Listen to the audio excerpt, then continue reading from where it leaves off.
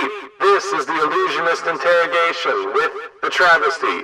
Episode 1, starring Steve Daly.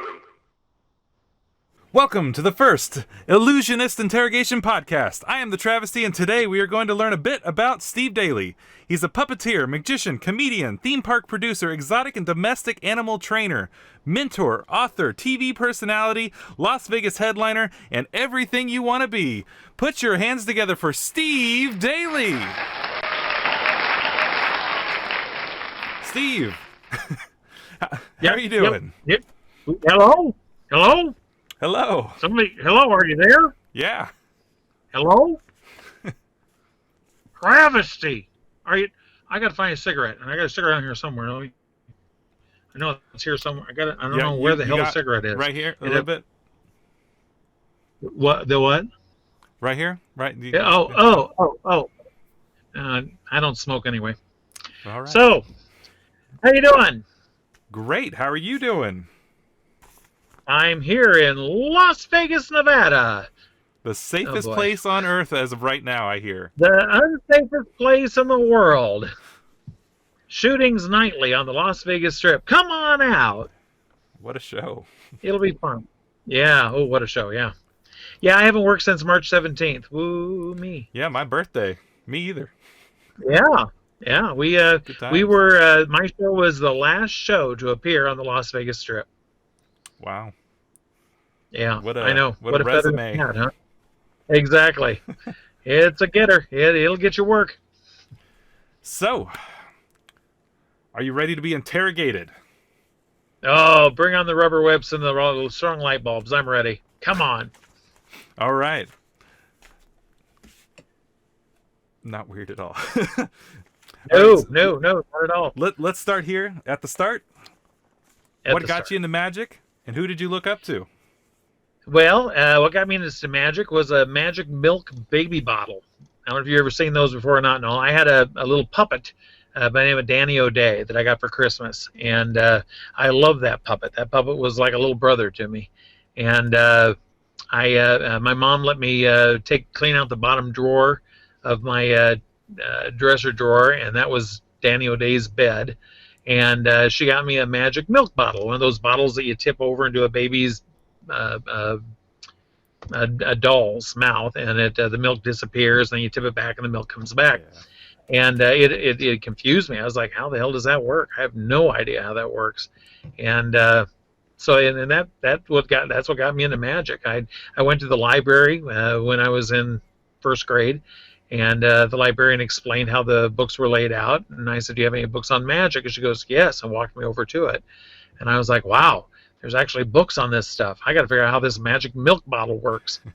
Of course, it wasn't in the books, but there was a bunch of other stuff, and that's what led me off. As far as who I look up to and how when I got started, it wouldn't be anyone famous, really. It was Ben Ullin. Ben Ullin is a local magician in Des Moines. I didn't meet him until probably a good 10 years after kindergarten. I was 15, 16, and he was too. And he was working at a magic shop out at the mall. And we became, at first I hated him. If you get my book, hold on just a second. Hey, it's a shameless plug. If you get my book. And I read that. It's great. Did you? Yeah. It's called PBSB, Four Friends of the Magic They Share. And this book is filled with stories of four of us from Des Moines, Iowa that grew up in magic. We were the Illusionists before the Illusionist was the Illusionist. It's Terry Sangren, Ben Ullin, myself, and Bill Trotter. And it's a bunch of a lot of funny stories, a lot of revealing stories. It's a fun read. $23. Contact me. You'll get a copy. Limited. The whole story about how Ben and I started and became friends and all is all in there. And that's how I got started. Next. All right. When was your first official show? Second grade. Wow. Second grade, not first grade, not kindergarten, second grade. I had the book. I had one favorite magic book out of the library, and Spooky Magic. And a lot of people have seen the cover of the cartoon of the kid floating It was dummy legs with the feet, but it was a cartoon type thing. But boy, that intrigued me, and I picked out 3 tricks out of that, and I was going to get to do them. And Lori Cole was a beautiful girl. Okay, we're in 2nd grade, but she turned up to be a beautiful girl. I mean, gorgeous model type gal. But she was my first assistant. She contacted me there in class, and she says, "Can I be your assistant?" And I said, "Sure, stand behind me and just kind of hand me stuff. You'll be fine."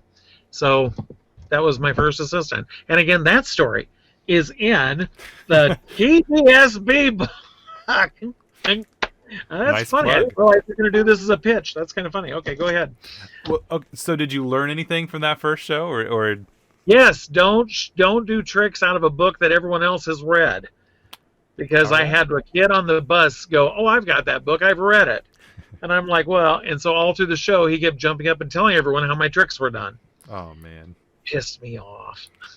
So, when would you say your first big breakthrough show was, where you felt like this is it? The first big breakthrough show for me. I would guess my daycare center magic shows, because that was the first time I got paid. Oh yeah. And I charged $1 per year. I was 15 years old when I did my first paid show, so it was $15. And I had 9 TV trays that I borrowed from the farmhouse, and I had scarves thrown over them, and it took me 9 trips going back and forth from the car to the daycare center with my mom going, "Do you want me to help you?" No, I've got it. I'm a professional magician, and this is what I have to do. And I would carry my stuff back and forth. So, but my first show was in a Christian daycare center that the lady hired me for, $15. And I had 2 things. I had developed my own trick where I put a guinea pig into a box and took kitchen knives and jammed them all into the box. And I would open it up, and the guinea pig was gone. And then I'd shut the box up and pull the knives all out, and there was the guinea pig. That was great. And then the other one I had discovered was lighter fluid. Lighter fluid on your fingertips does not hurt. Mm-hmm. Who knew? So I would squirt it all into my dub pan, light it on fire, and little pyro 15-year-old me was dipping my fingers into the pan of fire and then staring at him and going like this with my hand. Here, you can see it. Yeah, kind of back and forth. And I'm just like, I'm staring at it the whole time going, "Ooh, fire. Here, do it again. Ooh, fire." And I had this great power of some sort. And when I was packing everything up, making all my little trips, the teacher came up to me. She handed me a check for $15, and she says, "Really, knives into animals and fire on your fingertips. Don't ever call us again." And my mom, when I got everything all loaded up, she says, "So how was the show? How did you do?" And I rattled off everything, and I said, "Oh, yeah," and she told me never to come back again. And she goes, "Why? What did you do?" And I told her, well, she said something about knives into the animals. "You put knives into the animals?" and fire on my fire on your fingertips? Yes. By the way, the full story is in this book, TBSB. So if you want a copy, you can read all about it in there. You're asking all the questions I've already covered in the book. That's really that's true. We can just stop here and go tell everyone, just buy the book, and it'll be a great read. Okay, thanks for coming. Have a great night. Here, let's see if we can get away from that. Yeah, let's do. Moving on. What was the first time that you've ever been on TV? Ooh. In the book, I don't remember anything in the book about this, but yeah, no. The first time I was on TV would have been the Floppy Show. That was Dwayne Ellett and Floppy was a puppet duo that did the Cartoon Hour in Des Moines, Iowa, and you had to book a spot on that show 3 years in advance. They were very, very popular. And as a puppeteer, I wanted to see how the hell that damn dog worked. And what was really interesting was that the kids all lined up, and we'd tell Floppy a riddle or a joke.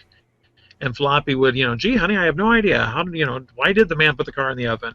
And then we'd tell him. And it was pretty much 3 jokes that were said over and over and over again. And so we all knew the answers. And you sit there rolling your eyes going, "This is such a damn dumb dog," because he doesn't know it, and we all know it. We've heard it 1,000 times, so is he.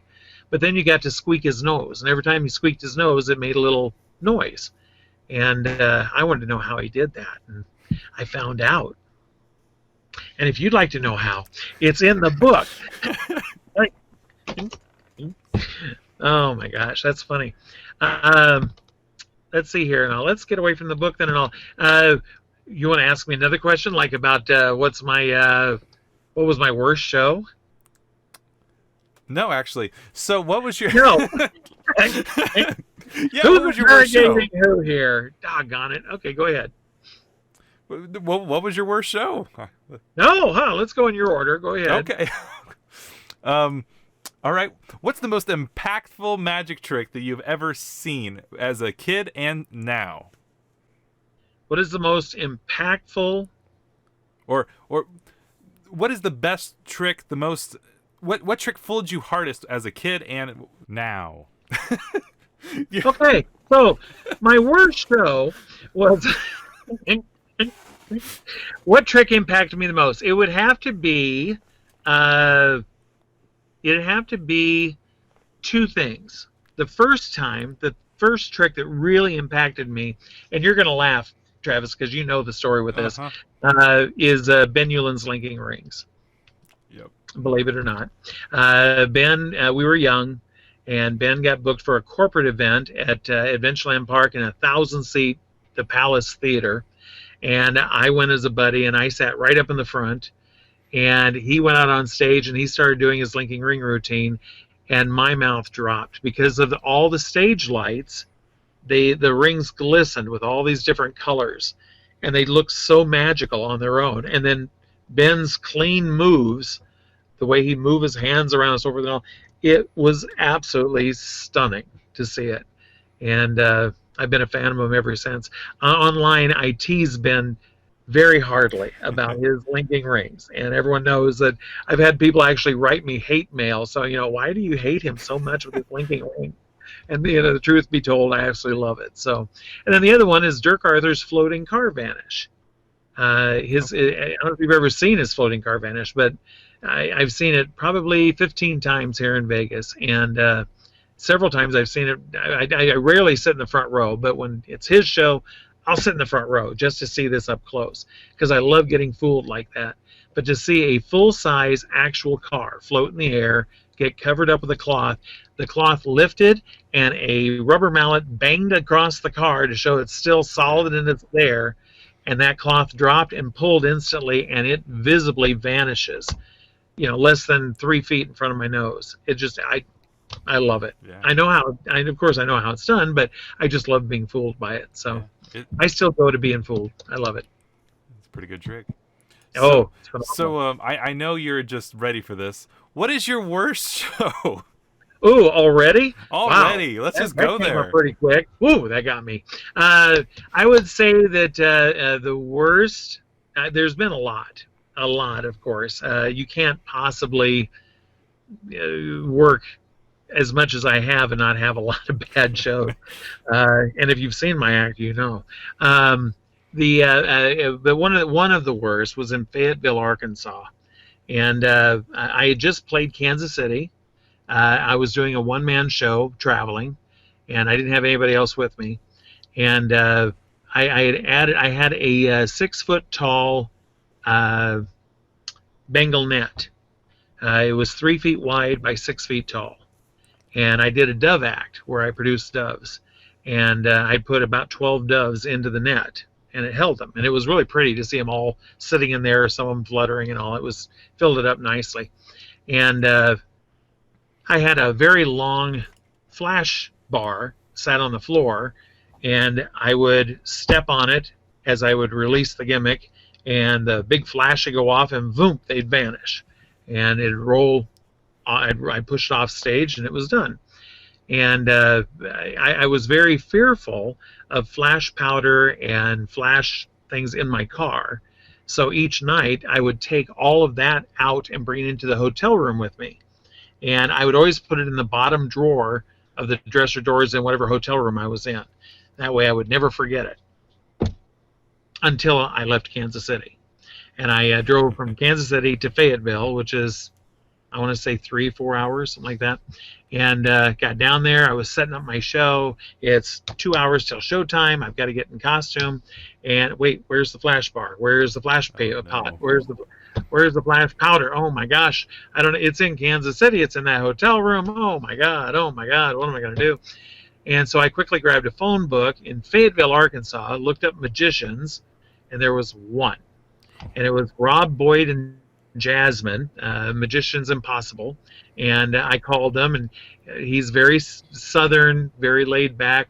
Well, sure, I got a flash pot, no problem at all. I bring it out. It's about 5 feet long.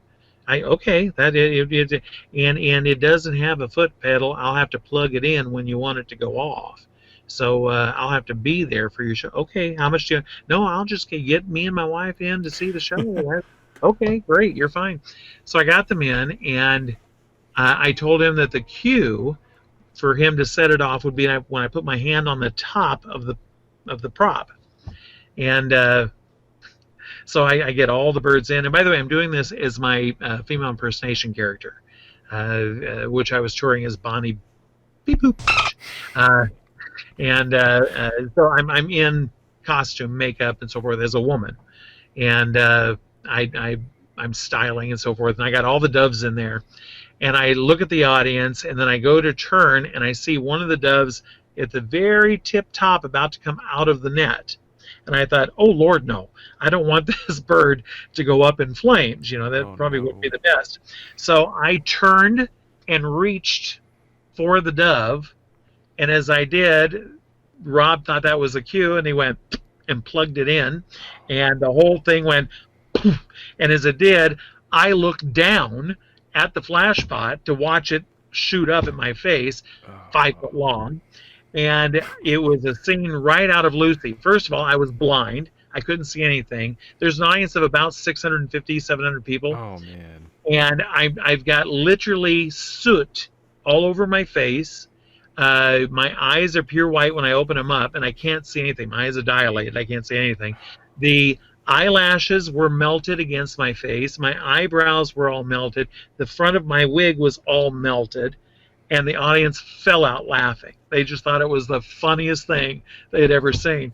And I stood there, blink, blink, blink, blink, and I had one more trick I had to do with a dove. And thank God I trained myself to do my magic blindfolded. It's something we did in the 70s, is we practice all of our moves so that if we were blindfolded, we know right where to reach for things on our tables, in props, where to pull things, so forth. So I could do my whole act with a blindfold on. And I did, thank God. And I made myself off stage, and finally my eyes started to come back, and I got back on stage and went back at it, wiping soot off and so forth. And I had to stop the show and explain to the audience that that was not part of the show, So that was one of many of my worst things, which will be coming out in a new book here in another year. Imagine that. Yeah. Who knew? And you can find this new book where? From me. I'm not going with any. I don't trust anybody. They all got to go through me. I want to know who's getting my book. All right. Well, what was was there a moment that stands out as the best show you did? Ooh, the best show. I would have to say the best show I've ever done would have to be for daycare centers. I absolutely love working with those 3 to 6-year-olds, 2 to 6-year-olds actually. I can keep 2, 3, 4, 5, and 6-year-olds seated on the floor for an hour and or more. I've had a couple schools that bring me their 1-year-olds, and they actually sit and clap, and they enjoy the show too, then and all. But just to see those kids, I get to giggling, and I get to laughing myself with the kids so much at their reactions, and there's so many great, and I learn. I love improv, and I love learning comedy from other people, and watching these kids' reactions to some of the magic and what they do. It's the funniest stuff. Real quick, and I'll tell you, is the lifesaver. The lifesaver trick where you have a roll of lifesavers, you put it in a little brass tube, put the lid on it, hand it to the kid, and I say, okay, here we go. Now I'm going to try and make this little red hanky disappear. I push it in my hand. Oh, it's gone. Now wait, we got to make it come back. I got it. Oh, we're supposed to, we made it disappear. We all get candy. Go ahead, open up the tube to hand me the lid. That's it. Now look in the tube and pull out the candy. and I had this little Mexican kid. It was maybe 3 years old, and I handed him the tube. I leaned it over to him, and he literally went, and he'd look up at me with this, "What the hell?" And then he'd back in again and look up at me and and I got to laughing so hard, and the teachers were laughing, the kids were laughing, and he had the best Buster Keaton deadpan face the entire time, and you could just see in his little mind he was like looking at me going, "What the hell? Where the hell's the candy? You promised us candy. You put it in the tube. Where what the hell? Where's the candy?" I laughed so hard at that. I thought it was the funniest thing. And to this day now, when I do my act, I actually do that. I look into things, and it gets a great laugh. So I would never have done that had I not seen this kid do it. Did you at least give the kid candy at the end? Nope, no. Of course I do. Oh. All my shows, they all get Tootsie Rolls, and I do a lesson where I teach them about littering and about how to eat candy, and it's a fun little lesson. Everyone learns. So you just tell them to throw it on the ground and. Yep, absolutely. There's other people who will clean it. No, I did not say that. I did not say that. No. Let's just take a random turn here. Okay. During this pandemic, did you learn any Nope. new skill? That was a turn. All right. During that, yes, I can write a book. So you learned to write. All right. Do you want to see it? There's the one right there. I learned to write. I was an author. I learned to be an author. All right. All right. There you go. Well, all right. Well, let's see here. We got so many questions here. Where should I even start? Really? What would you like to know? What's something you did as an amateur that you would never do now? Shove knives into an animal and play with fire on my fingertips. That's a valid point. And it's called a callback, so that's good. Yep, All right, we got it again. Yes. What's more important in your show, comedy or skill? And how did you come up with your persona? What's more important in my show, comedy or skill? I would say both, as well as timing, pacing, presentation. It all works as one. That's like saying, what's the best part of a sundae? Each component is good, True. but put together creates an incredible taste that the parts cannot match. Does that make sense? Yes. Yes, good. Yeah. And what was the other one? I'm sorry. How did you come up with your persona? Is it just an extension of you, or is the character something that's unlike you would act in real life? Well, I have a lot of personas. That is true. I'm kind of a Sybil because I do so many different things, and I try and create characters for those different things. For 18 years, I toured all over America, Canada, and Mexico with my own shows, and in those shows, I would take out anywhere from 9 to 12 new characters each tour, and each tour lasted 4 months long, roughly. I took out 2 and 3 of those tours each and every year, so I would do 30 or so, 35 characters a year, and every character was completely different. New costumes, new voice, new wigs, new look, new attitude. I was a mini Saturday Night Live, I guess you might say. And doing that for 18 years, I came up with a lot of different characters.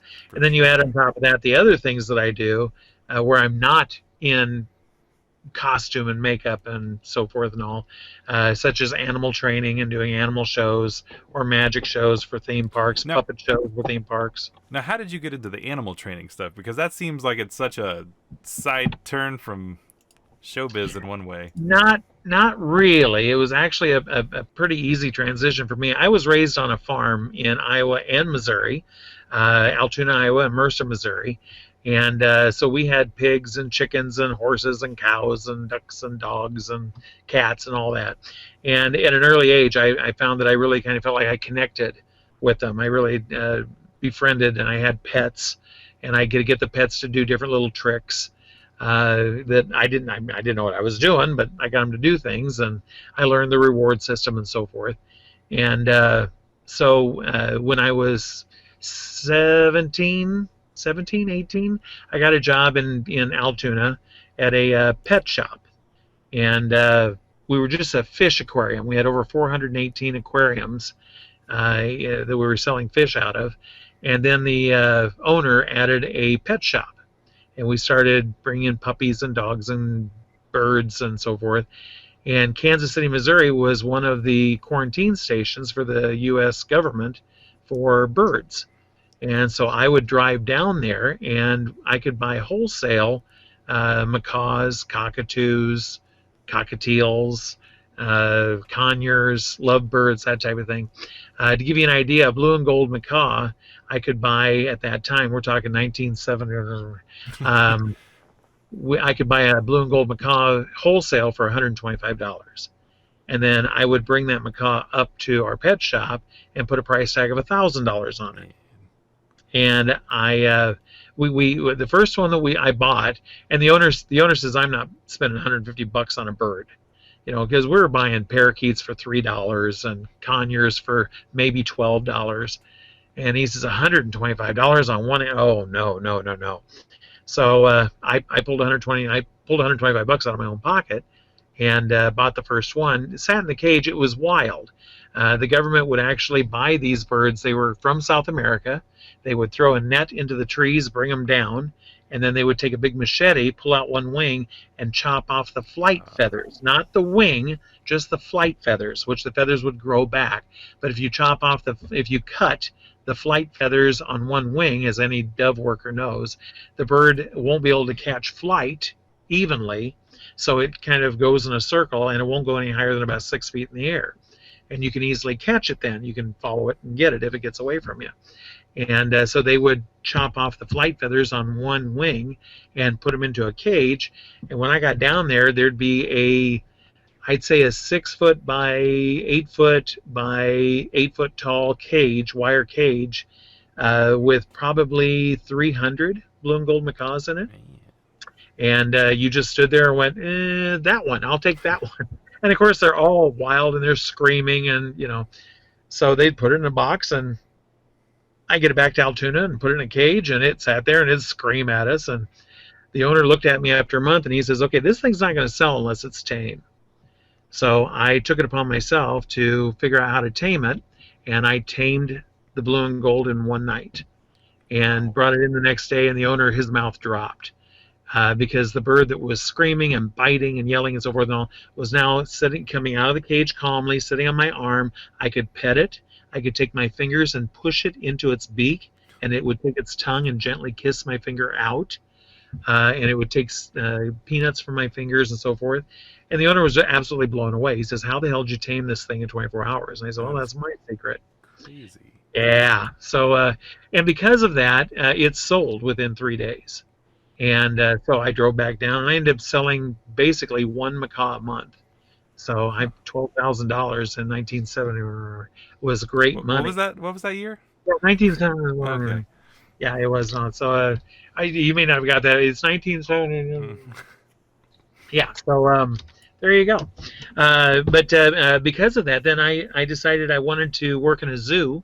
So I contacted zoos all the way around Omaha, Kansas City, and so forth, and no one would hire.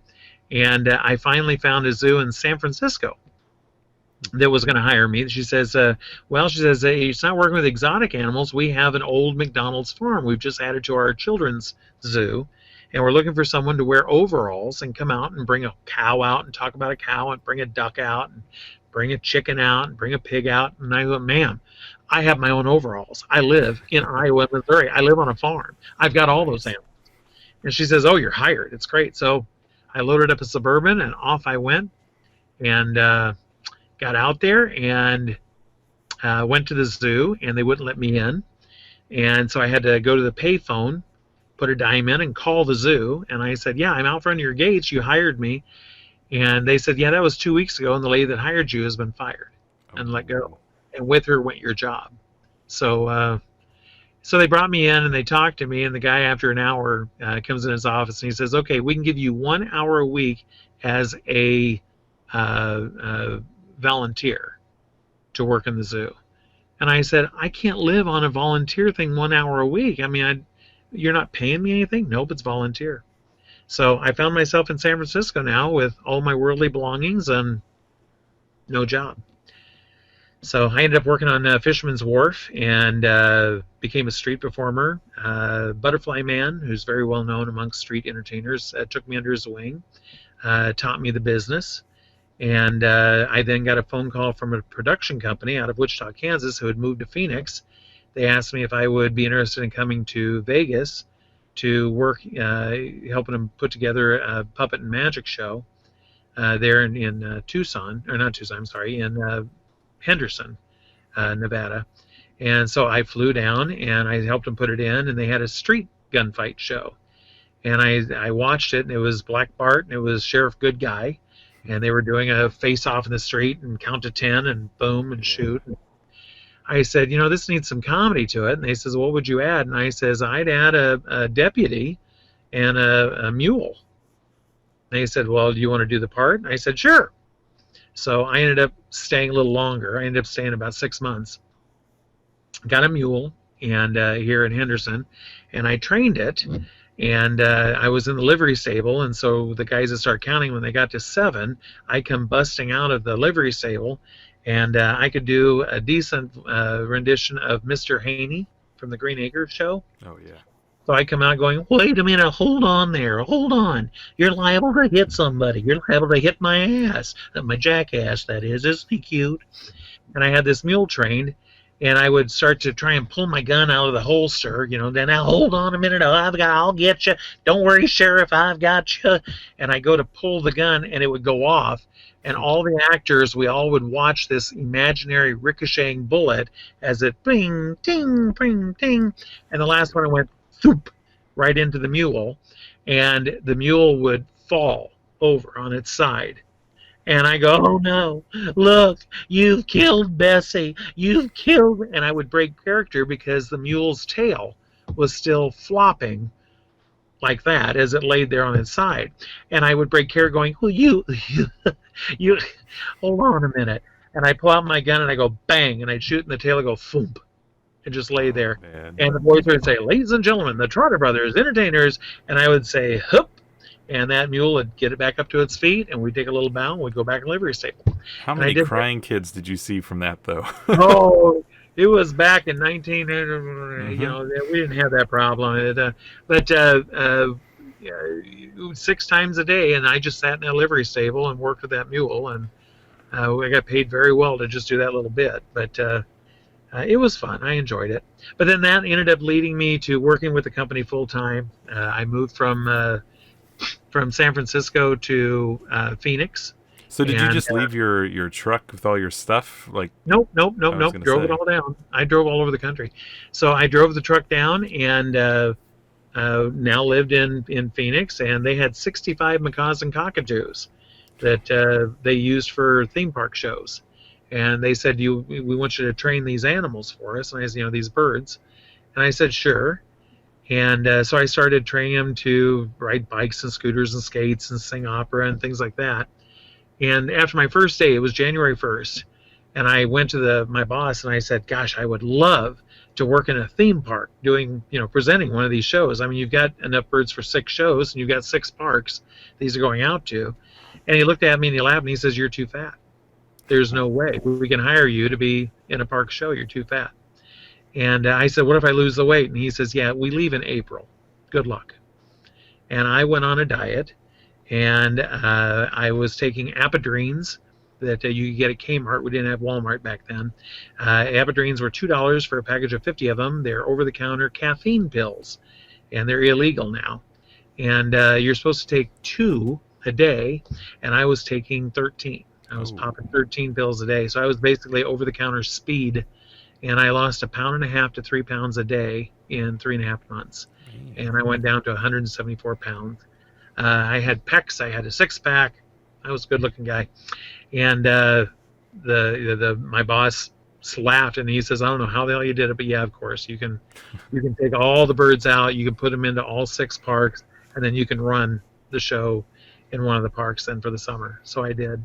And I ended up that was healthy. Years with him. Yeah, it was great. I loved it. I did 6.5 years working for that production company, and my second year he saw that I did caricatures, and he brought me in one day and says, "Would you like to I'd like you to sit here at this easel. He had a full-time artist, and he sent the artist home for the afternoon. He says, and he got a piece of artwork out, and he says, I want you to copy this. And it was all with markers. And I recognized it. It was Tasmanian Devil from Warner Brothers. And it was an original drawing by Paul Osborne. And I was like, oh my gosh. I says, this is Paul Osborne. And because I was a big Paul Osborne fan, still am. Yeah. And he says, oh yeah. He says, take a look. And he had all these file cabinets, and they were filled with all of Paul's original artwork. And that's quite a story in itself. I don't know if you want me to go into that or not. But so I copied the artwork, and he loved it. And he says, now design something on your own. And I did, and he liked it. And he fired the other artist, and I now became the animal trainer and the art director. And when I do illustrations, all of my illustrations look like Paul Osborne illustrations. So because that's what I trained with. I forgive my ignorance here, No. but Paul Osborne, as in like the magician? I mean the same. Do a little research, and you'll find that Paul it was quite a designer. You've seen Paul's books. Oh yeah. He does all the artwork in all those. And Paul was hired for he worked with Six Flags, and Six Flags is a Warner Brothers parks, and so they went through Paul to have Paul's company build the costume characters for the stage shows of Bugs Bunny and Sylvester and Tweety Bird and everybody. So Paul had to do all those costume characters to walk around the park and do meet and greets and so forth. And yeah, it beautiful work, beautiful stuff. But interesting. Yeah. So I ended up working with them. I did bird shows for them. I did monkey shows. I did dog, cat, rat shows. I did a snake show. Never again. And then while I was out working on the East Coast doing the bird show, we something a lot of people don't know about is that a lot of the theme parks will have softball games between the employees of the parks. And at Riverside Park in Agawam, Mass., we played against Hershey Park in Pennsylvania. We played against Six Flags in New Jersey. There was a ton of parks. And the Six Flags New Jersey park, they came to Riverside, and they spent the day checking out our park and seeing our shows. And then we all played softball in the late afternoon evening. And the dolphin and sea lion trainer for Six Flags saw me, pulled me over the side and said, listen, you're funny and you're really good with animals. Have you ever trained dolphins and sea lions? And I said, no. I said, I'm a farm boy from Iowa, Missouri. And he says, well, we'd like to offer you really good money if you'll leave this company and come work for us. And I went, ooh, what kind of good money? So needless to say, I left the company I was working for. I finished out my season. I told them I had to finish my season. And they flew me to San Francisco, up that area, to Marriott's, which you performed at with Ed Alonzo a couple years ago. So I was in that park, and they trained me to do the Dolphin and Sea Lion show. They trained me there, SeaWorld, a couple other aquatic-type parks in California. I spent about a month and a half training, and then I ended up there at Marriott's. And Great America there in San Jose, California. Has that park had like a bunch of different names, or has it held the Great America name for a while?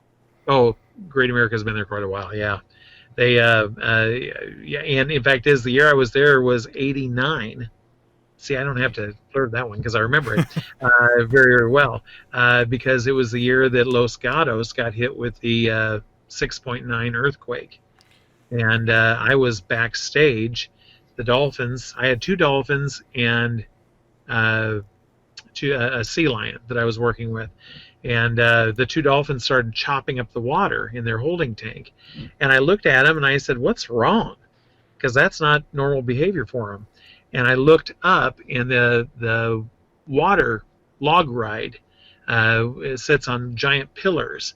And the pillars were literally going back and forth like this. And people in the boats were rocking back and forth with water splushing out on each side. And I looked up and I went, well, that's not normal. And someone behind me yelled, earthquake. And I was like, oh, crap. And, I mean, I'm from the Midwest. I've never been in an earthquake. Yeah. and you could feel things starting to move. And I never wanted to be in a helicopter so fast in my life. I wanted off that ground. And they said, come here, come here, come here. And they had a trailer and a doorway, and there's 3 other trainers like filling this doorway. And they said, Steve, get in here, get in here. And I laughed. I said, I'm not, there's no room. And if the ground goes out from underneath, I'm not going to go down in a hole with 3 other people stuck in a doorway. There's just no way. I got wrote up for that, by the way.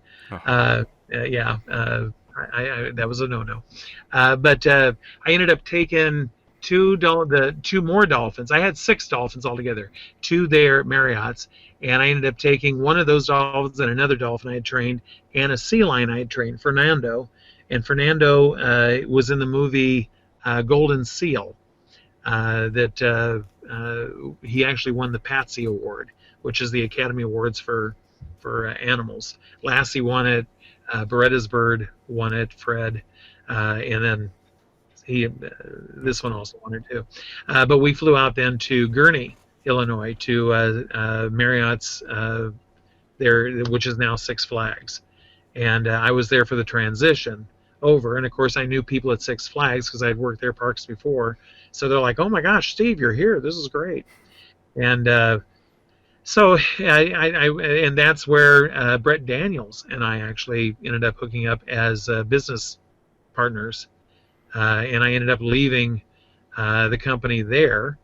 I left the company for the Dolphins and Sea Lions after 3 years, and because Sid and Marty Krofft, the puppeteers, known for Puffin Stuff, Lidsville, they offered me a job, and so I left them to go work for them. We were going to do a big World's Fair. We had a big marionette show that we were designing, and then they lost the money for that. And Brett asked me to be a partner, so I jumped quickly over with Brett, and we went to the Wisconsin Dells, and I ended up pitching shows, and I was up there for 11 years, producing shows in the Wisconsin Dells. That was a short answer, wasn't it? That's exactly. Sorry about that. I was going for about 4 words. No. Yeah, exactly. Okay. What was the question yes, again? I trained animals. I already forgot what it was. Wisconsin Dells story. Is that going to be in any of your new books coming out? Yes, it is. All of this will be all in different stories. I'm actually writing 3 more books. One book will be coming out here in about a month. It's called Pinch Me, Tales of a Starstruck Midwestern Entertainer.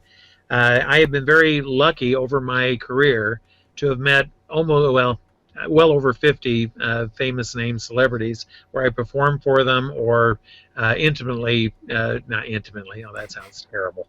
I've gotten to meet them and had long conversations with them. So I've written a book on all those names that I have gotten to. I'll name drop a few: Paula Abdul, Britney Spears, Jerry Lewis, Louis Anderson. The list goes on. Shaquille O'Neal. The travesty. Who? Ouch. Yeah, no. He's leads off the whole book. And then I've got another book coming out next spring called Magically Pinch Me, and it's the story of how I got to Vegas working with Showgirls of Magic for the 11 years I did out here, and all the magician celebrities I've met and our personal stories. There's some funny stories in that too. And then the final book, I haven't got a title for it yet, and it'll be coming out fall of 2021. And it's my 18 years of touring and all the stories behind the scenes of what it's like to tour and do one night. Most of what we'll be talking about today. No. Oh yeah, exactly. Yeah. So buy the book now in 2021. We're gonna start 17 stories at least, but we're not gonna finish them. You have to read the book. Exactly. And that's when. So yeah. Next question. All right, next question. When you I missed started, the rubber, what? I missed the rubber whips. I wish you were like smacking a rubber hose and, you're giving me water. There's no bright lights. I mean, come on. Here. Oh no, I can't even show it. Oh well. Hey, that's too bright. Get that out of my face. Okay, that's better. Thank you. All right. When you started in magic to the current day now, how do you think it changed? Do you think the average magician is more skilled, or did we get lazy using gimmicks on stage? I have a flip phone. You kids and your phones, I don't get it. I think that I'm excited for where magic's going to go, and the younger generation and what they're doing with it. I love technology. I think it's great. I don't want to learn it. I just want to be baffled by it. That's why I have a flip phone. I don't have a smartphone. I don't send or get text messages. I don't understand that stuff.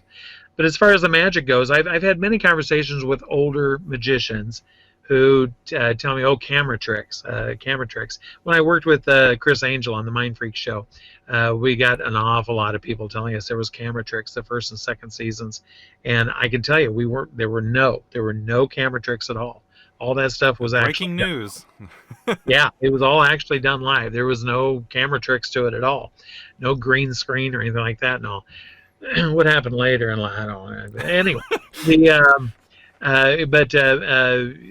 I said, and even if there was camera tricks, I said, I think that that's great. And they're like, how? How can you possibly? And the reason I say it's great is because if Houdini was alive in 2020 and he had access to video stuff, trust me, he would use it up one side, down the other. To me, camera tricks are no different than a thumb tip. They're the very same thing. You know, it's a gimmick. It's just something you use to fool. Anything you can do to fool the audience. You know, you're going to get your purist, and there's different levels of purist, magic purist.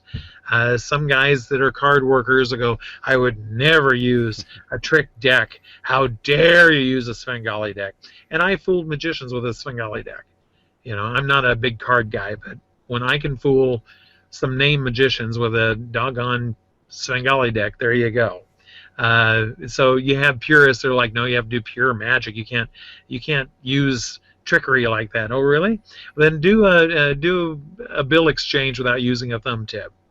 You know, which you can, of course, but there's a lot of people don't do it. They use a thumb tip to do it. Yeah. And so, yeah, exactly. But there's some that are baffled by it. No, you have to use a thumb tip. So again, there's different levels to the different purist type things and all. But no, I'm excited to see what happens with it all. I am a fan of the old days. I am a fan of sleight of hand, and I am a fan of manipulation and that type of thing. I do fear that the younger generation that is all YouTube and things like that and all, they don't understand how to work live. They don't know. They don't understand how to put together a show. They don't understand how to present a show. They don't understand how to work an audience and playing the entire stage. At Abercorndabra, hey, there's a plug. Hey. Abercorndabra, the Midwest premier magic convention held in Des Moines, Iowa, every fall in the spring. There it is, abercorndabra.com. It's held in Des Moines, Iowa every May, the third weekend in May. We had a gentleman that we brought in. I won't say his name. It's obvious. And brought him in, and he brought a girlfriend with him, and she brought a camera, and I hired him to do 4 15-minute close-up shows for our attendees. The attendees were in groups of 50, and a guy came out to me and said, hey, we can't see what's going on. And I went in, and his girlfriend was standing in front of the table with the camera, and we're all looking at her backside, and he's playing just to the camera. He's not playing to the 50 people that was sitting in that audience. And I was absolutely dumbfounded. And he was 20. Our convention was the first convention he ever performed at. And so I had to come in and straighten him up. And he's, no, I've got all these followers online, and so they have to see. And I said, no, I paid you. They didn't. So she's going to stand over here in the back.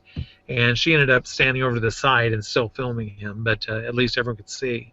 And unfortunately, he didn't have the skills to play the room of 50. So we do a theater show during the convention in theater that seats 1,215, 16 people, and I know there's no way he could have played to them. No way he could have performed. He's just a camera guy, and that is what kind of worries me about maybe the younger generation, is that they're not getting trained to work on stage. I don't know if this is like, here, just set me straight on this. Do you think that mentorships were more common, let's say 30 years ago, than they are now? Yes, absolutely. And that's because of socialism. That everyone is plugged into their phones. Their nose are in them. They're not interacting. They're not going to club meetings. They're not talking to older magicians. They're not going to conventions like they used to. All of the conventions, including the national conventions, the attendance has dropped drastically. SAM, IBM used to be upwards of 1,500, 2,000 people, and now they're lucky to do 400 people. So it's just dropped. It's just interactive. You just don't see them doing that anymore. They can do everything like this, so they don't talk to each other. Yeah, now everything is an online convention. But, thanks, COVID. Yeah. Well, and not to, I mean, like, to slightly defend the idea of, I was just gonna say that there's a time and a place for like camera tricks and like television. Yeah. You need people like that. I'll put it to you this way: you have personally been on Masters of Illusion. Yeah. And you have met a lot of the acts who have been on Masters of Illusion. Yeah. Can those acts perform on a Zoom show? They all hate it. Of course they do, but can they do it? Some of them have never done a Zoom show. Some of them I would say, yeah, but I think they could. Let me rephrase that then. Let's rephrase that then. Can they work in front of a camera? Yes. Masters of Illusion. Yes. Can they work in front of a camera? Yes. So they can play to a camera. Yes. Right? I see where you're going with this. So those guys can do both, and some people can only do one. Yeah, so, you're not wrong. There you go. That's what I'm saying is, it'd be nice if you could learn and do everything. Yes, there's a market out there, but you're cutting into your pie of work. Yeah. You're not going to have as much work. That's true. All right, so let's run away from that. Run! What is the most expensive magic trick you've ever purchased? Ooh. Or on a side note, is there something that cost you a lot that wasn't the magic trick's fault? Yeah. Well, many. As I look around my apartment here full, I've got 4 storage lockers in 3 states filled with magic. I've got my apartment here is filled in Las Vegas with magic. I've got 3,500 magic books. So I don't know. I would say my first big trick I ever really bought was a sub-trunk. Mm-hmm. And I drove from the Wisconsin Dells down to Milwaukee, actually Waukesha. Bought it from a gentleman by the name of Jeff Campbell at the joke shop in Waukesha. And I was doing 7 shows a day, 7 days a week in a kiddie park, Storybook Gardens up in the Dells. And it was a good 2-hour drive down, 2 hours back. I didn't get done with the shows until 6 at night. I was in the car by 7. Down there at 9, he stayed open waiting for me, and literally he just says, "Okay, here you go," and we loaded up in my Suburban and drove it back and got back to the Dells around midnight, and I got it out and started to play with it, and I thought, shoot, I've got to be up by 7 a.m. to get to the park, so I can't play too long here. I've got to get some sleep. So in between shows all day, I was playing with that sub trunk, and yeah, that was my first expensive illusion I ever bought. Yeah, I don't know. There's just too many. Well, yeah, when you have how many storage units? Yeah, 4 right now. Yeah. I mean, I had 6, and I got rid of 2 of them, so I'm down to 4. But one of them in the Wisconsin Dells is 40 feet long. It's 25 feet wide, and it's a story and a half tall.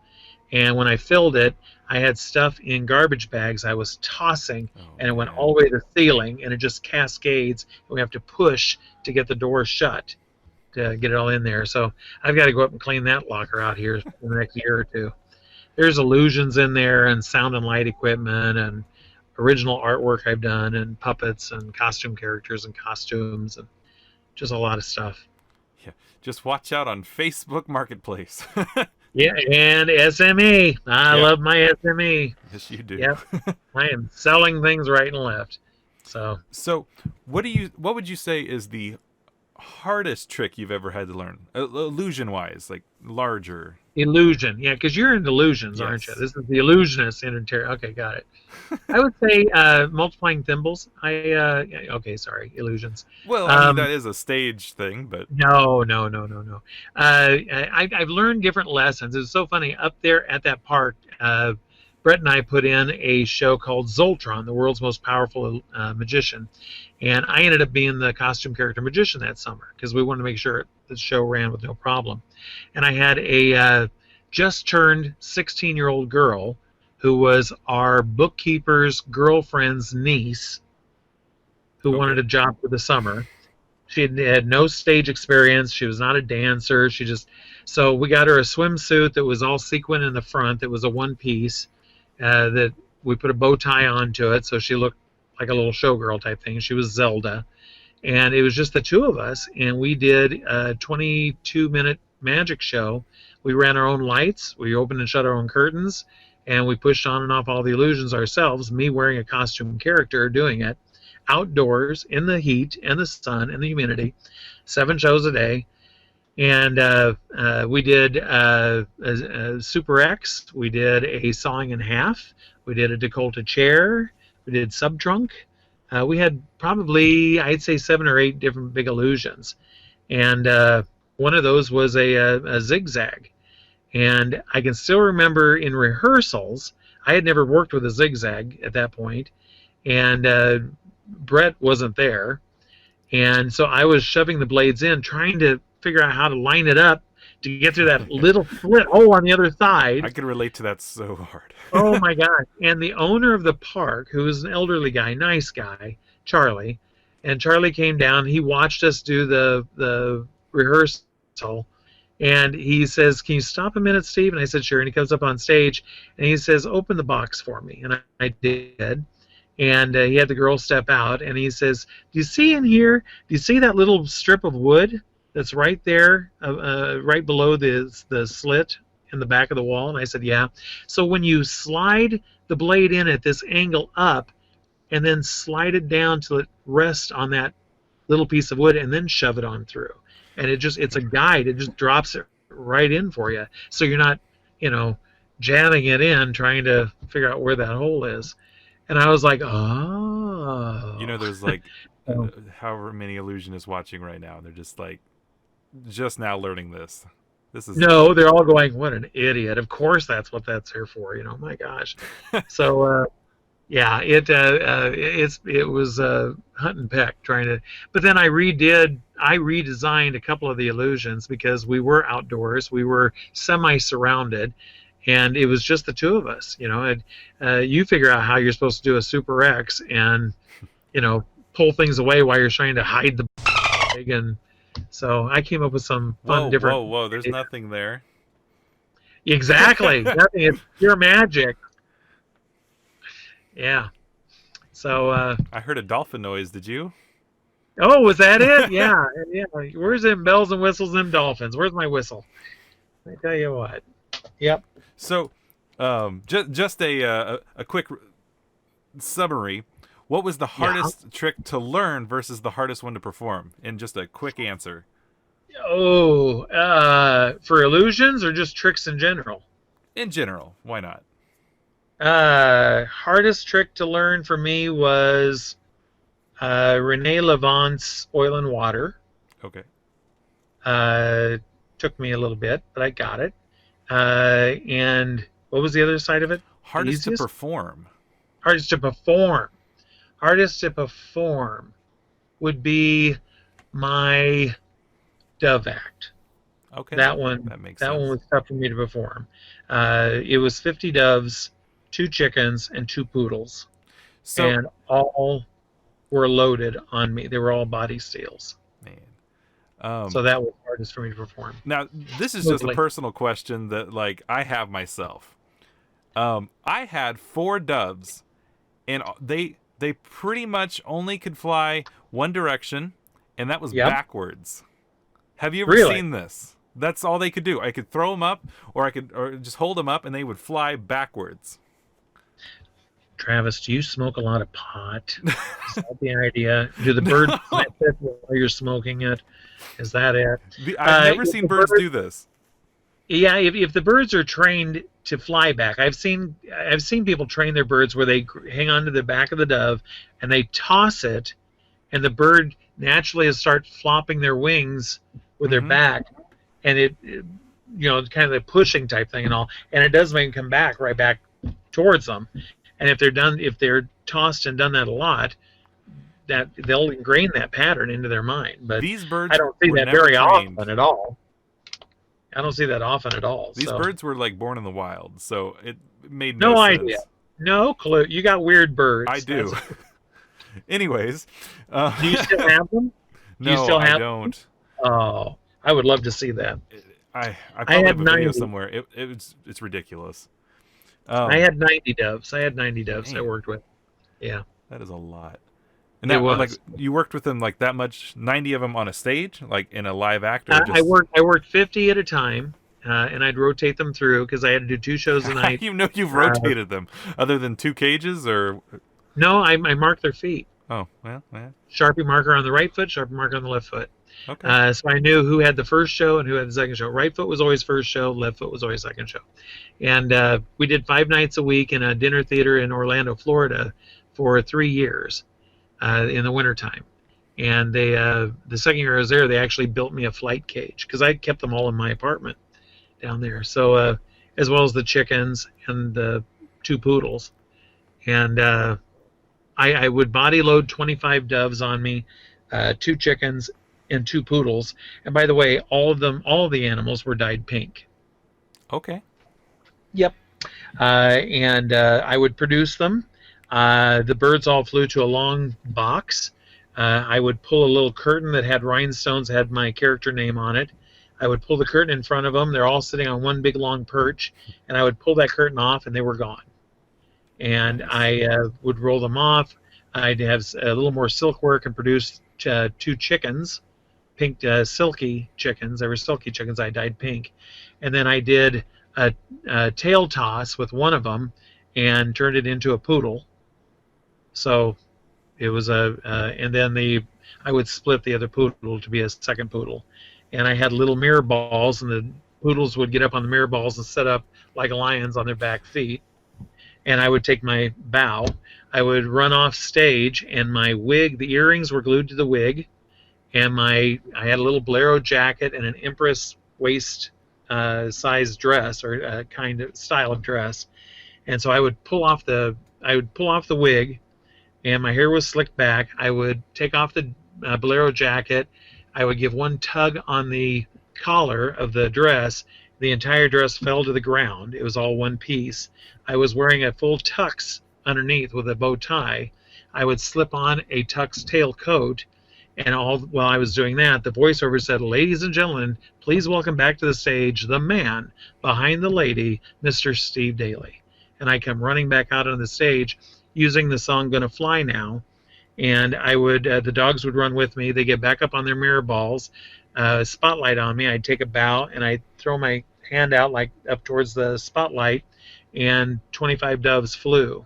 Pink doves flew over the audience, and I would run off stage with the poodles, and the birds all flew following us right off stage. And of course, I had a holding box backstage and all, and I'd all go there and I'd put them all away. But loading 25 doves into dove bags. I never use invisible harnesses. I hate invisible harnesses. They were all different dove bags and dove pockets that I used, and to load them. Then I had a couple of wooden 2x4s with nails, and the loops hung on all those. And all the bags were numbered to go in the certain spots on the outfit. The dogs had bags, the chickens had bags. So, yeah, it was a loading thing. It took me 25 minutes to load up for that act. Yeah, that's what I was about to say. Yeah, and that was racing. I was like, yeah, I can do it. I'll make my mark. Don't worry. Man. And that was 2 shows a night, 5 nights a week. Did you ever miss it? Nope. I've never Nice. missed. I've never missed a cue. I've always made my mark. Nice. Every time. I've done thousands of shows here in Las Vegas. Never came really close to missing my mark. There was one night here in Vegas where I overslept. It was Thanksgiving, and I had Thanksgiving dinner with neighbors. And I went home and I told my roommate that I was going to take a nap. Would he wake me up then at 7 o'clock so I can make it in for the 8 o'clock show? And he said, yeah, sure. And he went off with his girlfriend somewhere and didn't wake me up. And I woke up at literally 2 minutes till 8 o'clock. And I still had stubble on my face, and I was tired. I mean, I was waking up, and I go racing in, and they held the show by 5 minutes. I went on 9 minutes into the show. And I got there, and the show's already going, and I slapped on makeup, and I was on stage, boom, and I made my mark. But oof, that was the closest I ever got. That is the worst. I mean, that is the most terrifying. Yeah, it is. And knowing that you were sound asleep just 10 minutes ago. Yeah. Hate that. So there's a few questions here left that Cool. I think would be interesting. Yep. One of them is making me question time. Yeah, I know. I'll try and shorten them up. Sorry. No, I mean, it's you get fine. an old man. What? And we talk. You get an old man. We're full of stories. We'll talk and talk and talk. Well, literally, this question I was hesitating on. Any crazy touring stories? Oh my God. I know that one. Yeah. Yeah. That'll. For this, I will reiterate this story. Boston, Massachusetts, brought in for a fundraiser show. Chapter 10 in the book. No. Yeah, it'll be in the book. It'll be in the touring book. And I told you this story the other night, so I'll give you the short version of it. We did illusions in that touring show. It was myself, another female impersonator, a really thin guy, little guy. He weighed 120 pounds or so, 115, and then a male dancer who was just a male assistant. And we would do chair suspension, and we had choreographed moves with the 2 folding chairs and the platform you layer on and so forth. And it was all choreographed out. And we got to Boston to do this show, and the dressing room was in the basement. And I said, where's the stage? And we got to the top of the stairs from the basement, and he had a skid laying there that they put a piece of plywood onto. And they said, there you go. That's your stage. And I said, well, where's the audience sitting? And the audience sat resting their feet on the edge of that skid. I mean, the stage is small enough as it is, and then you got the audience coming on right there on us. And I proudly can say we still did all the choreography, all the chair spins and everything on a skid. So I was very proud of that. Very proud of that. That is insane. I was about to launch into my first ever show. I was going to tell you about it, but next, go ahead. All right. I have no idea how long this is going to be, but you're gonna edit this down to 10 minutes. I know it. Boring, click. Nah, I won't chop that much. What is something? Actually, now everyone for the most part, I know you've mixed it up quite a bit, but what is there's got to be an act that is kind of stuck with you for a good chunk of time. How do you stop it from getting stale to you? Like, to your personal... To make it always look fresh. Yes. Very important, make it always look fresh. I'm known for doing the drawing board. I've done the drawing board, Axtell drawing board now for well over 40 years. And I've gone through 80 boards now in my travels and touring. And I mean, here in Vegas, 2 shows a night, 6 nights a week for 26 years. So yeah, and it's the same routine over and over and over and over and over, same lines and so forth. And I am very proud of the fact that I get complimented when people tell me, "Oh, did you? Yeah, has that ever happened before? Where that guy does that reaction and you know where that?" And I'm like, every night. I set it up that way. Well, I had no idea. It looked like it just happened, first time ever, and that's a big compliment. I really appreciate those compliments. For me, for it not to get stale is difficult. Working with Antonio Hoyos, who is the little Charlie Chaplin that works with Kevin James, he and I were stage partners for 11 years at Showgirls of Magic, and there were many times when I would come off stage. He'd watch me.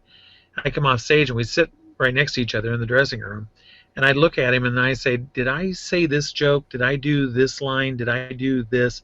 And he says, "Yeah, why?" And I says, "Because my mind was thinking, okay, when I get off work, I got to get bread and milk, and I got to get butter, and oh yeah, I want to make a cake." I mean, my mind's thinking of other things while my mouth is on autopilot, and the facials are still doing autopilot, Yeah. and I'm just doing my act, but I was zoned out. And there were several times I got that way, and I had to reel myself back in. But yeah, it's you got to keep it fresh. Tricks to keep it fresh, I don't know. I think each person is different. Everyone's just gotta they're gonna hit that wall, and then once you get past the wall, I think it's natural. Same with Jeff Hobson. Same with any act that's worked forever. So yeah. All right. Okay. Who, now that you know more about magic, you're more experienced, who is on your Mount Rushmore of top magicians? I live in Las Vegas. We have a lot of them, and we've got 100 times more that are really bad. And I can say that. I don't care. It's true. Who would you say is the worst? No, I'm joking. Ooh. Let me get the list. It's all in this book right here. It's full. It's a no. It depends on what kind of magic, really. Lance Burton, of course. David Copperfield, classic. Now it could be dead or alive. Of just all time. All time. Top okay, 4. the all-time the best, absolutely. There's 2. One's alive and one's dead, and that would be Johnny Thompson. God rest his soul. Yeah. And it still affects me. I miss that man terribly. He was a great guy, and I had the great fortune of spending many, many years working with him and Pam, and we were very good friends. And living would be Ray Anderson. At Esther's Follies in Austin, Texas. Travis, have you ever been to Austin? Have you ever seen Esther's Folly? I have not. Oh my God, go. As I tell everyone, if you're within 3,000 miles, get on a plane and go. Ray is a magician's magician. He can have you laughing so you're holding your sides and peeing your pants, and 2 minutes later you're wiping tears where he's touched you. He's grabbed your heart, showed it to you, put it back in your chest. His magic is unbelievable.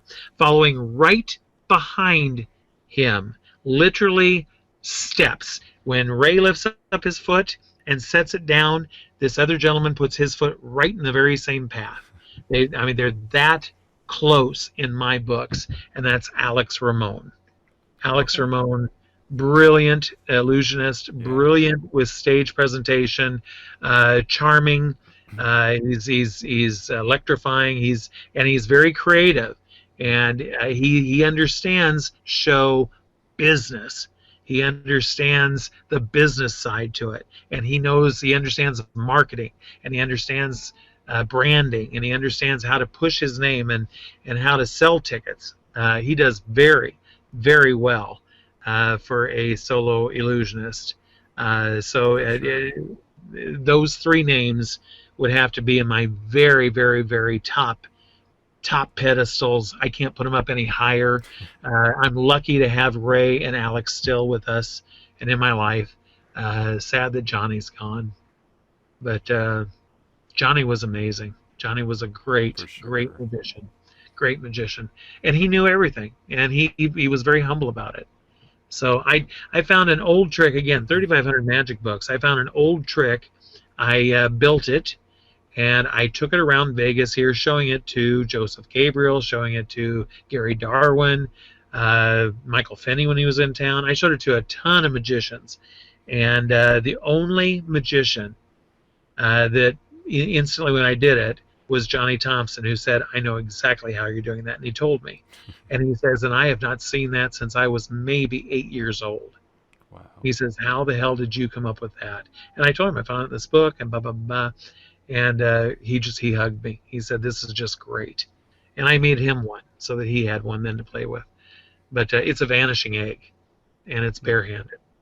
There is no loops. There's nothing. Literally, you hold the egg in your hand and you go foomp, and it's gone. You can wiggle your fingers, it's gone, and then foomp, and it's back again. You've got the egg right there between your fingertips, and it's not with the loop at all. Huh. It's a great trick. I had it in my lecture when I toured with my lecture about 12 years ago, and of course, no one remembers. Well, that's good. But Do you think yeah, you'd ever do lectures again? I'd like to. I'm working on a new lecture that's almost finished up, and it's a tribute to Carol Fox. I knew Carol from Abbott's Get Together, which is a great convention up in Colon, Michigan, going on 80-some years. Greg Bordner runs it up there. And I met Carol many, many times up there, spent a lot of time just chatting with him. He's a character. He was a character, of course. He a bit of an ego, but that was Carol. But brilliant. He was a worker. He was like Johnny. He was a worker, and he knew his stuff. So, by all means, yeah, Carol. I can't wait to do that lecture and share some of Carol's secrets. But, Do you think you would ever consider an online lecture? Nope. Never. Never. I figured that. Nope. Nope. I prefer live. I want to be able to see people and their reactions and be able to hands-on help them. So yeah, when I toured my thing, I did 3 lectures in one night. The lectures, as you can tell from this interview, would run 4.5 hours, and then we'd go to a restaurant for breakfast and go another 3 hours talking more on the lectures. And I covered 3 subjects. The first one was called Daycare Dollars, how to perform for 2 to 6-year-olds and make money, which I've done. I do about 260 daycare center magic shows a year. That's my daytime job, and I really love it. I get about $325, $350 for a show, so it's very lucrative. And I hear magicians all the time go, "I won't work for kids," and I just go, "Good, thank you." Please don't. And then, Well, with that attitude, you wouldn't want it. yeah, exactly. And then the second lecture was called Welcome to Vegas, Now Go Home. Over my years out here in Vegas, 26, going on 30. Actually, I've been here 30 years, but 26 working professionally on the Strip. I've met so many people who, back home in, Knoxville, Tennessee, they told me, "Dang, you're good. You're better than Copperfield. You should go to Vegas, have your own show." And people believe that. And so they pack up the family, the kids, the wife, and their life savings, and they move out here, and I'm going to have my own show on the Strip. And they find that it's not easy to get your own shows on the Strip. I mean, it's next to impossible. And within 3 months, the wife has given up on the dream, and she's moving back to Knoxville with her kids. And he's going to stick it out. He's not going to be a quitter. He's going to stick it out. He's going to be a star. And he ends up working for Houdini's Magic Shop here on the Strip, so he can write back and say, "I'm performing every day on the Strip." Yeah, 2 tricks, delights and a floating helicopter card. Or they're on the street, basically begging, doing street magic and getting $1 or $2 or $3 or whatever. Some of the guys do really well. They get $100 tips and they brag about that on Facebook. Look, I got a $100 bill. But if you're really out here, you don't get $100 bills all the time. So please don't believe that either. And in the lecture, I teach everyone how they can stay in their own hometown, Knoxville or wherever, and open up their own show and make more money than the magicians working on the strip here in Vegas. And then the third lecture is no skill required, and it's all the tricks that were taught to me by Johnny Thompson and Kevin James and Charlie Fry. I have breakfast with these guys every now and then back in the day, and they would teach me different tricks and different handlings and moves. And they're very easy to do because I'm a klutz. I can't do close-up. I mean, I'm horrible at it. But I can hold my own and fool people with it. And so I share these with everybody. And so that's the 3 lectures I did 12 years ago when I toured with it. But did you ever consider about putting them on DVD, maybe? Nope. Okay, so got to be in person. Yep, and I have right. people that have written me saying, hey, I didn't get to go to the lecture. Can I buy your notes? And I refuse. I will not sell anyone notes. You have to buy the notes from the lecture. The reason because they're notes. It's not a book. Yeah. They're notes. They're just notes. So they won't make any sense unless you saw the lecture. Then you'd understand the notes. So I do have another thing I'm putting together. I've been working on it for a couple of years. I did one at Abercorn Dabra. Hey, there's another plug. The Midwest premier magic convention in Des Moines, Iowa, every 3rd week in May. And it's called Show Business School. And did you attend that, Travis? I missed it. I didn't know it was the day before. Get out! I was so mad. Get out! Get out! Yeah, it's I teach everyone everything from how to book shows to taxes to booking a tour. It's everything, the nuts and bolts for all of it, and school shows and so forth. And it's a long course. And Oscar Munoz sat in on it and watched it, and he was, oh my God, everyone needs to see this. Everyone needs to do this. I did have one guy who followed my instructions. He went home. He was doing an average of maybe 20 shows a year. And he very proudly wrote me, him and his wife, and said, look, 3 days back, I've cleared off my desk, got rid of all my stuff. I went out and bought the stuff you told me to get, and we're following exactly what you told us to do. And a week and a half later, he wrote me and he says, I can't believe this. I just booked 18 corporate shows that I would normally never have gotten at 3 times the money I normally would have booked for, just from following your thing. So it does work if people follow it, and I really want to do it for any magician up to the age of 27. If you're over 27, I really don't want to teach it. I feel like you know that I'm 28. Oh, you missed it! Oh my gosh, I feel so sorry for you. Where's the dolphin noise? Because I'm gonna know. I know you're saying some things. The reason after this, no. Yeah, exactly. It seems to me like 28 and older, when I try and teach them this stuff, they literally go, well, that's not the way I do it. And I want to say, well, that's why you're not getting bookings. You know, if you just follow it, just shut up and do what I'm telling you to do, and you'll make the money. I had one kid who was 15 turning on 16.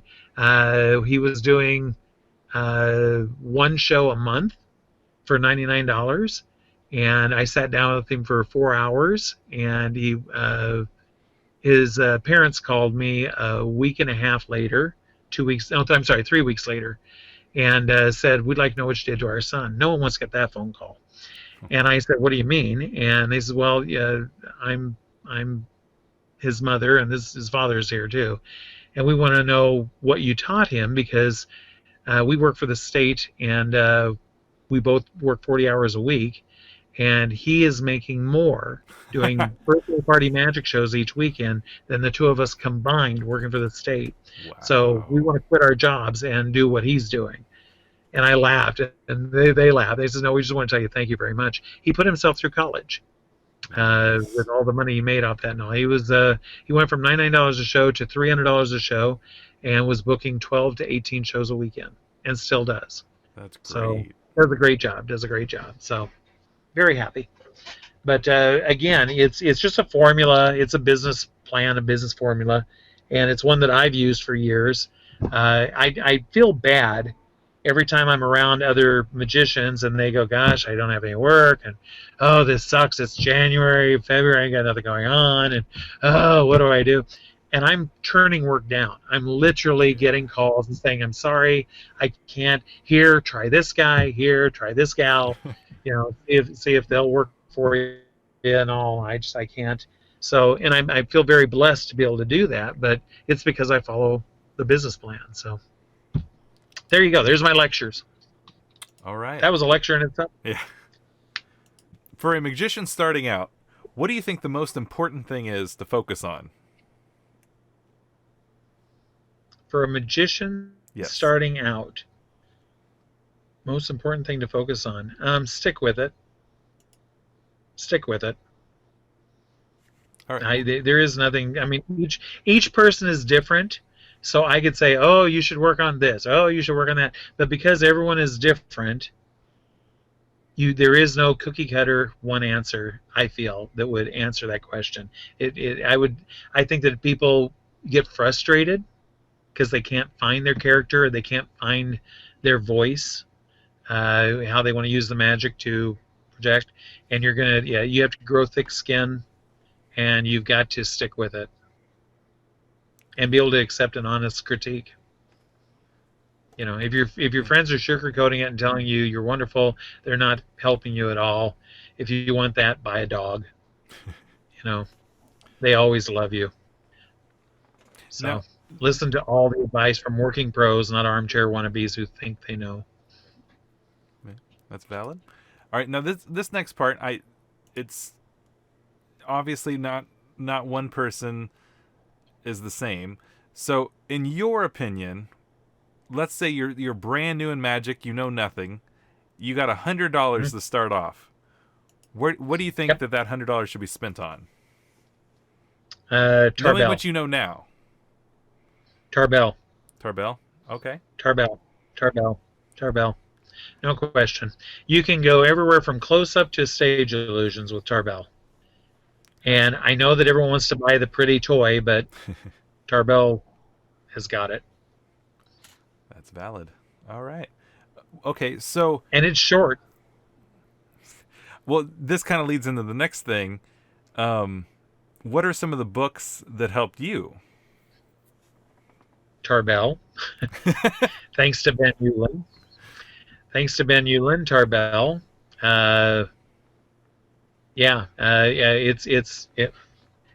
It's in the book. Okay. KBSB. When I met Ben, I come up with a trick of my own, using a Christmas ornament and the little loop, and it went over my middle finger, and I found the loop was just big enough that when I slipped my hand down like a karate chop, the ball would go right between my pointing finger and my thumb, and then when I let go of it and held my hand up flat, it hung behind my hand, and so I could make that little ball vanish and reappear instantly. And I went out to see this smart-ass kid at the magic shop it was my own age, but every time I went out there and looked at a trick, he'd just say, "It's a secret we sell." And I never got anything out of it all. And it just pissed me off. I didn't like this guy. And so I came in and I said, "I'm going to show you a trick," And so I did it. And I shoved the ball with this loop in my pocket. And I said, "And I'm not telling you how it's done because it's the secret I'm selling." I stuck my tongue in my cheek and, and without saying a word, Ben turned around, reached up, grabbed one of the Tarbell books off the shelf, opened it up, flipped a few pages, spun the book around on the counter and pushed it towards me, and he said, "Like this?" And there it was, in full print. My ball, the loop, how to do it, and my mouth dropped. I was like, "What?" So, yeah, it's Tarbell. Tarbell has been a great book. If you had an unlimited budget in your show, what would be the first things you would do to improve it? Hire Johnny Thompson. That'd take a big budget impossible at this point. Yeah, it would. Big budget. Better sound and lighting. More acts, other acts. I like sharing the stage. I don't like being, I don't want the whole show about me. I want to share the acts, share the stage with other acts. But better sound and lighting, other acts, more dancers, make it a full production show. If you could only do one, Vegas kid. What would you do? One thing? Yes. Well,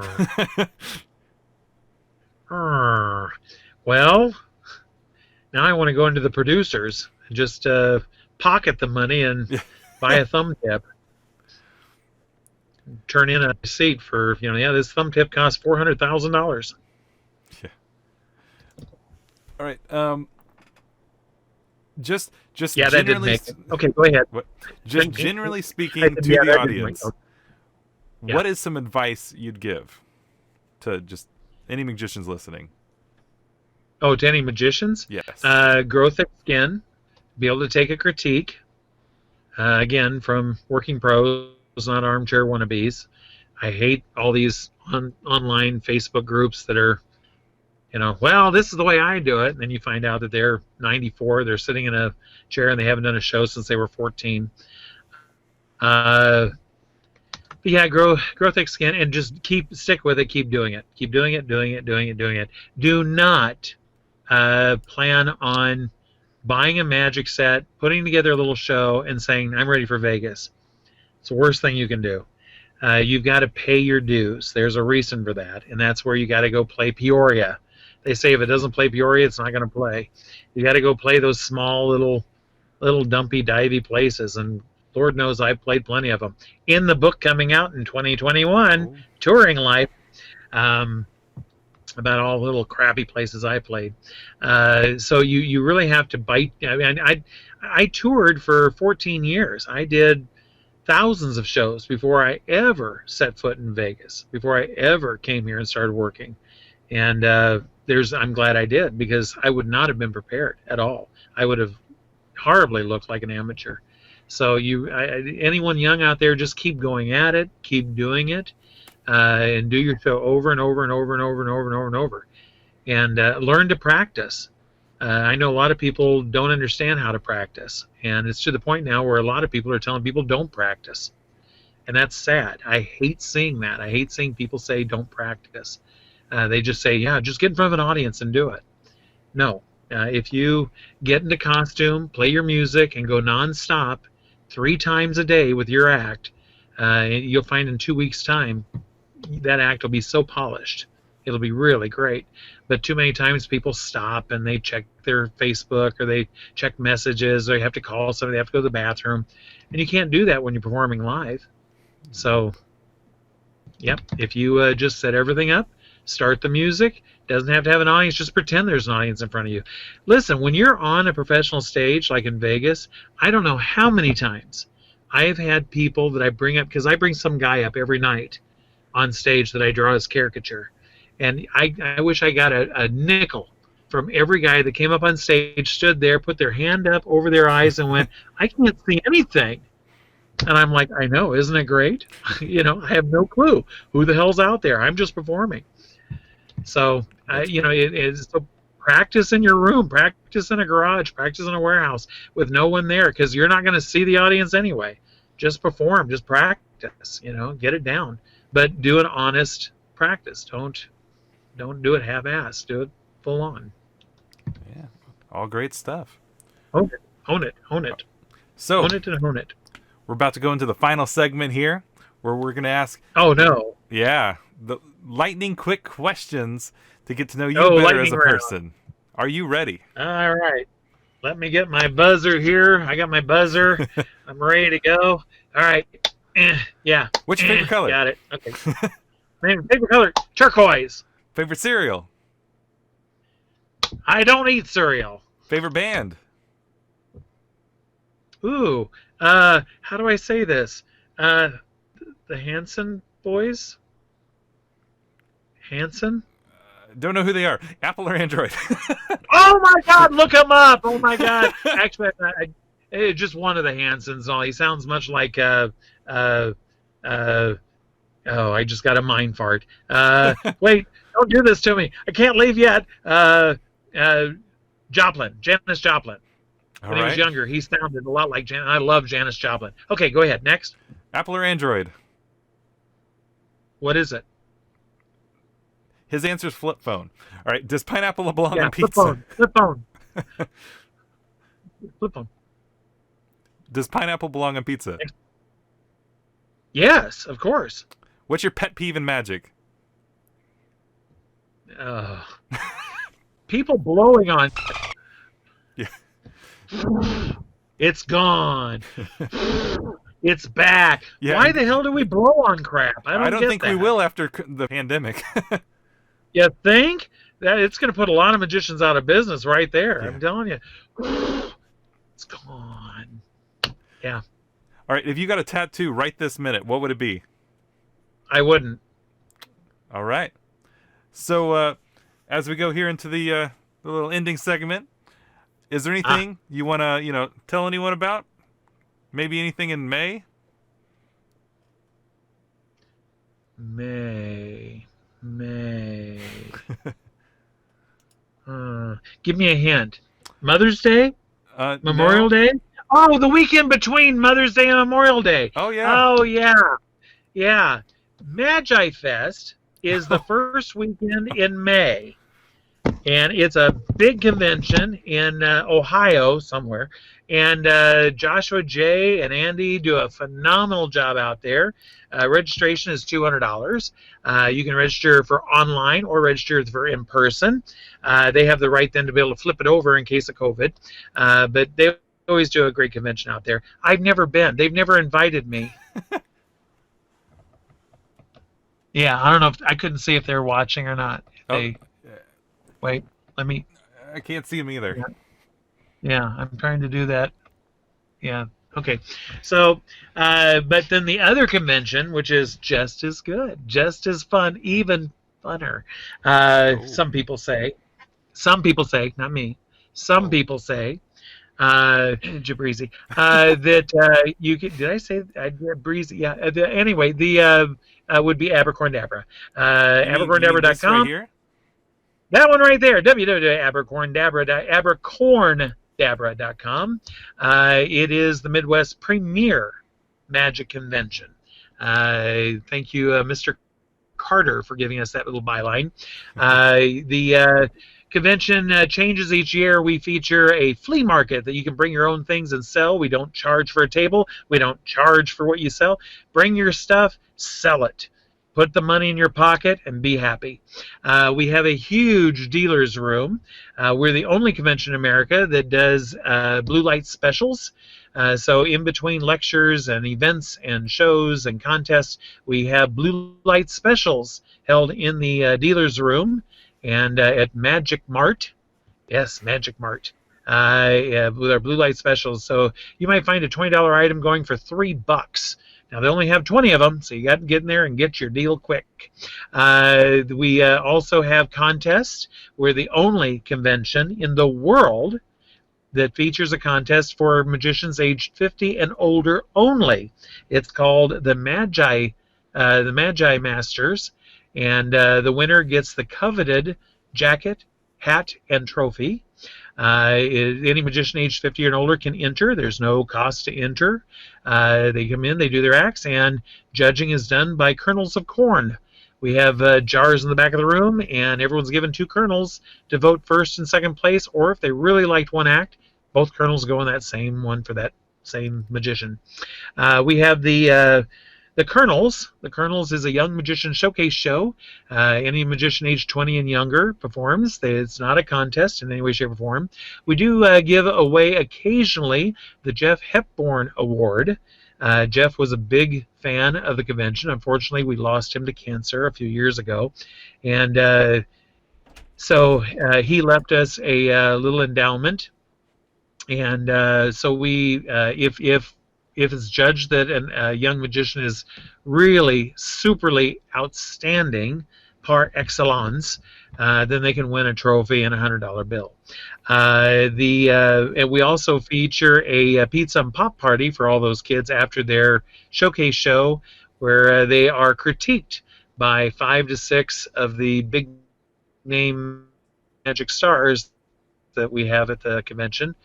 So it's a private party just for them. We give them pizza and soda pop, and they get to talk to their mentors with that.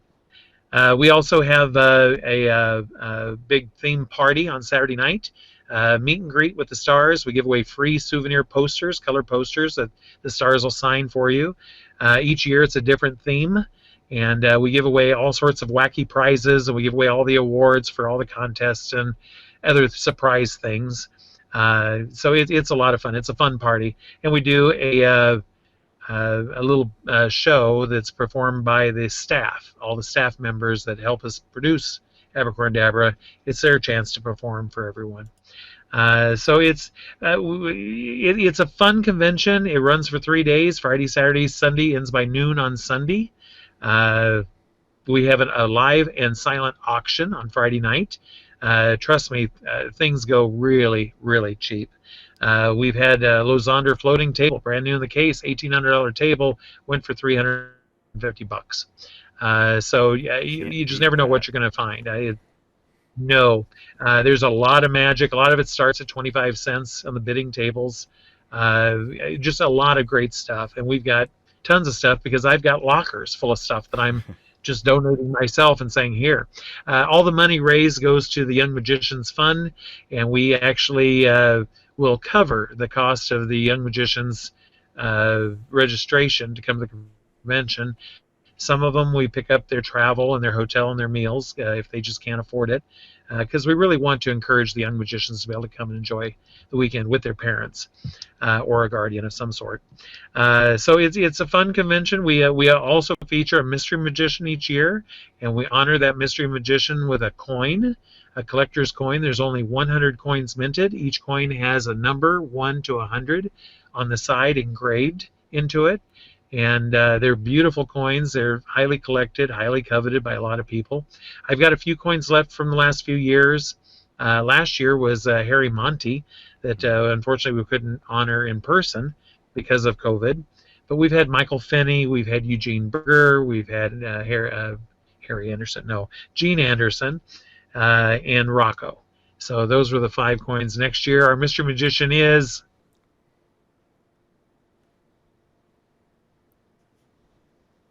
Oh, I'm sorry. We must have froze there for a second. Well, I hope you heard that.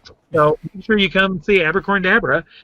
It's a weekend between Mother's Day and Memorial Day weekend. Check us out on the website. And I can tell you from experience, one of the best magic conventions I've ever been to. Yeah, but you've only been to one. Yeah, but it's one of the best. Right? I love it. That's great. That's great. I love it, Travis. No, I've been to a few, but... Good. Well, thank you. Yeah. We appreciate that. So, thanks for being interrogated. It's... Oh, that's it. I mean, yeah. That's... Nice.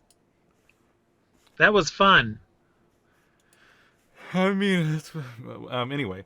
Yeah. It's early. It's only 2 o'clock in the morning here in Vegas. Come on. It's I know it's 4 o'clock. 4:16 a.m. here. Yeah. We're just getting started in 16 here. Parts. No. Yeah, exactly. Yeah. Let's edit it down to 1. Oof. I will do one last little plug. Seriously, right. If anyone would like, I do have 8 of these copies left as of today. 8. I don't know how many more we'll have after we do this. 8 of them left from this run of the TBSB book. It's filled with all those fun little stories of my starting out in magic, and it's $23 delivered. Just write to me on Facebook under Steve Daly. Hey, there's my name. Forget the tiny part, just Steve Daly on Facebook, and I can get your copy out. And I want to also explain real quick, I should have done this in the beginning. You see the pictures of me with no beard or in my costume, and you might be going, what the hell, why has he got white hair and white eyebrows and a white beard? How can he do his act with that? When COVID hit March 17th, we were the last show on the Strip, and I decided to take a break from shaving. The last 40 years of my life, I have shaved my face 2 and 3 times a day, every day, including shaving my eyebrows off, just so I could do the act. And so I decided, since we weren't going to be working for a while, I was going to not shave. And the beard started to come in, and I've always wanted to be a real bearded Santa Claus. So I have kept going towards that. I now have a nice gig for 7 weeks in the Midwest, in Omaha, Nebraska, and Council Bluffs, Iowa, where I'll be performing as Santa Claus for this Christmas season. And I have bleached my hair and bleached the eyebrows that grew in and bleached the beard, and voila, I'm Santa Claus. So that's why the different look on me. It definitely is different. Yeah. Oh, yeah. There's people don't recognize me. I almost didn't when you answered the call. I know. Oh, there's that. I just saw Rob Anderson at a press media night for a new product, a new thing that's going on here in town. And he had no idea who I was at all. That's funny. And he had to lean in and go, "Oh my God, is that Tiny?" So, yep. All right. Steve? Thanks for Hey, being Travis C. interrogated. It was a pleasure and an honor to be on here. Thank you so much for having me on. I appreciate it. And thanks, everybody. Stay safe. Wear your mask. Of course, once this airs, COVID will be over with, and you're going to go, what the hell is he talking about? I don't know if it'll be over with, but... Yeah, it's just stay safe out there. We've lost way too many people. All right, well, for those listening at home, these will be dropping once a week, every Friday. If you have any suggestions or guests that you would like to see, leave them in the comments below. If you'd like to contact me for something, just drop an email at theofficialtravesty@gmail.com. Thanks for listening, and have a day. Follow the official Travesty at Instagram, Facebook, Twitter, or email him at theofficialtravesty@gmail.com. Like, comment, and subscribe, or else.